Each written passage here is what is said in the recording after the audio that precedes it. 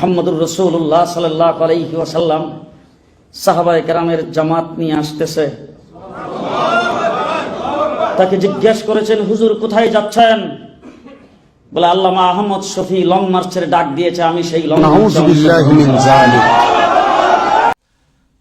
আসসালামু আলাইকুম ওয়া রাহমাতুল্লাহ।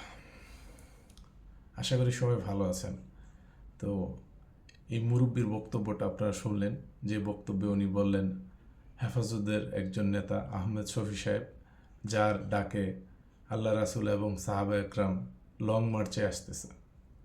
তো এই ধরনের তথ্য তাদের কাছে কে দিয়ে গেল, আল্লাহ রাসূল আসতেছে এই মেসেজটা কে দিয়ে গেল, আর উনি কোথা থেকে পেল, উনিই খুব ভালো জানে। তো এই ধরনের আলেমের থেকে দিন শিখলে আখেরাত পাওয়া যাবে, এটা আমি বিশ্বাস করি না। আর ওনাদের যারা পছন্দ করেন তারা হয়তো এই কথা শোনার পরে আমার উপর অনেক বিরক্ত হবেন। বিরক্ত হয়ে লাভ নেই।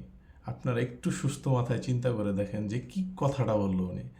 এটা মানে একজন দায়ী, একজন জ্ঞানী, ইসলামের জ্ঞান আছে, সে এটা কোনো দিন বলতে পারে না যে আল্লাহ রাসূল এবং সাহাবা একরাম তার লং মার্চের ডাকে চলে আসতেছে। তো আপনারা কথাগুলো একটু চিন্তা করে দেখবেন। উনি হুজুর মানুষ, উনি আপনাদের মুরব্বী, ওনাকে আপনি সম্মান করেন, এই না যে সে ইসলামের ব্যাপারে যা বলবে আপনারা তাই মেনে নেবেন। তো ইসলামের ব্যাপারে যাই মানবেন না কেন, যেই বলুক না কেন, আপনার যদি পড়াশোনা থাকে, মিনিমাম কিছুটা থাকে, যদি বাংলাও পড়তে জানেন, এখন বাংলায় অনেক কোরআন হাদিস ট্রান্সলেশন হয়েছে, সেগুলো আপনারা একটু একটু পড়ে পড়ে দরকার হয় বোঝার চেষ্টা করবেন যে এই মিথ্যা তথ্যগুলো আপনারা যারা সামনে আছে তারা কিন্তু এটা রিপিট কিছুই বলতেছে না, তারাও তার সাথে তাল মিলিয়ে চলতেছে যে হ্যাঁ হুজুর বলছে এটা সত্য। তো এইরকম বিশ্বাস যদি কারো থাকে, সে পরকাল পাবে, এটা আশা করা তার জন্য একটা বোকামি, আর কিছু না। তো মানুষের বিশ্বাস এমন এক জিনিস, সে যে বিশ্বাস করবে তাই পাবে। সে যদি এটা বিশ্বাস করে সে এই ধরনের আকীদার মানুষ, সে বিশ্বাস করতে পারে, তাহলে তার আখেরাত পাওয়া হবে না, এটা নিশ্চিত। তো ইনশাল্লাহ দিনের ব্যাপারে আপনারা আরেকটু সচেতন হবে। এই ধরনের আলেম থেকে, আলেম বলবো না, এই ধরনের মুরব্বীদের থেকে আপনারা দূরে থাকবেন, যারা দিনের ব্যাপারে মিথ্যা তথ্য ছাড়া, কোরআন হাদিসের বাইরে কিচ্ছা কাহিনী গল্প ছাড়া আর কিছুই বলে না।